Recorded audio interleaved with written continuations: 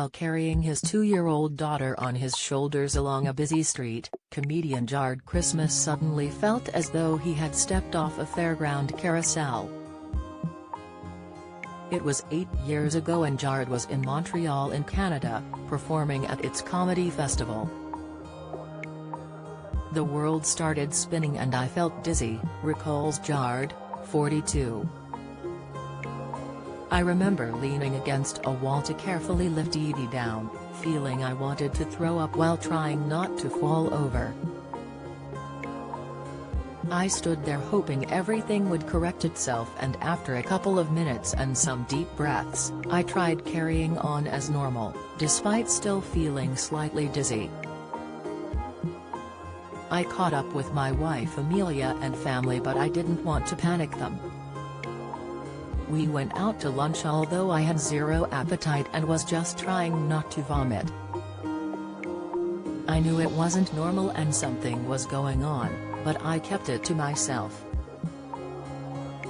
Jarrod, a comedy writer and panelist on TV shows such as Mock the Week and 8 out of 10 Cats, had been experiencing another health worry for a while by then. "Since 2012 I had a constant feeling that my right ear was blocked despite using drops and clearing out any wax," he says. The next year, while recording a TV panel show, on the final day the voice in my earpiece sounded garbled.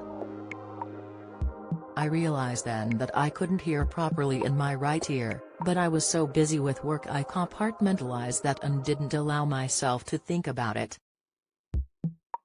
Eventually Jarrod saw his GP and was referred for hospital tests and scans.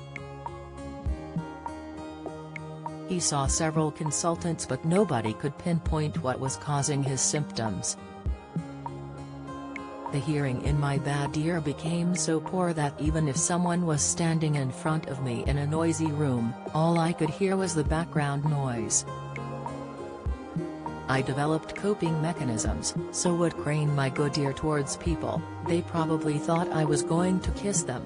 He began to struggle doing gigs. "During my act, I banter lots with the audience. But the last thing you want to reply is, 'What did you say?'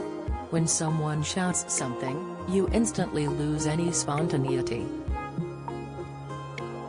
5 years ago, the jigsaw finally came together when a consultant diagnosed Meniere's disease, which affects about 1 in every 1,000 adults in the UK. It affects the vestibular system in the inner ear, which helps maintain balance. Although the exact cause is unknown, those with the disease have an increased level of naturally occurring fluid in their inner ear. Symptoms include dizziness, hearing loss, tinnitus and a sensation of pressure in the ear. They will often feel sick and may even vomit.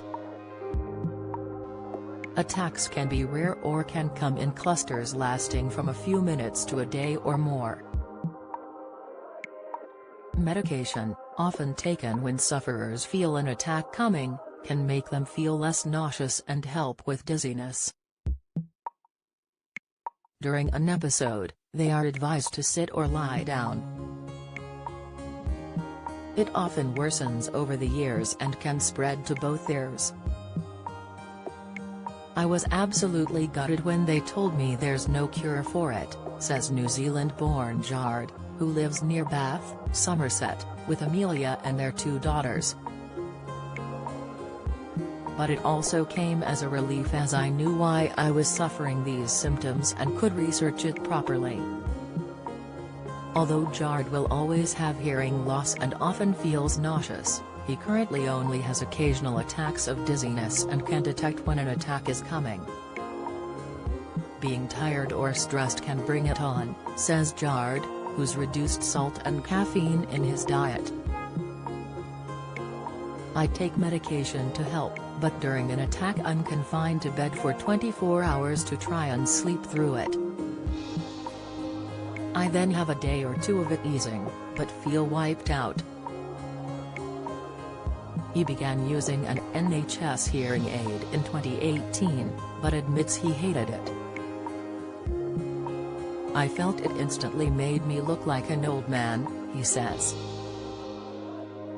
But a fellow comedy writer encouraged Jard to wear the hearing aid on stage, and even use it in his act, which boosted his confidence in wearing them. I began telling the audience about Meniere's and the ridiculous things that can happen with it. Like the time I took my daughters to Peppa Pig World and went on Grandpa Pig's gentle boat ride, but afterwards felt so nauseous and dizzy I had to be helped off. It was comedian Angela Barnes, who also has hearing loss, who told him about more technically advanced devices which he says, transformed my life. He had a ReSound Omnia fitted in July and wore it when performing at Edinburgh Fringe the following month. It's been a real game changer, he says. In loud settings I can hear so much better with it. I'm no longer that guy sitting quietly with nothing to say, I'm part of the conversation again.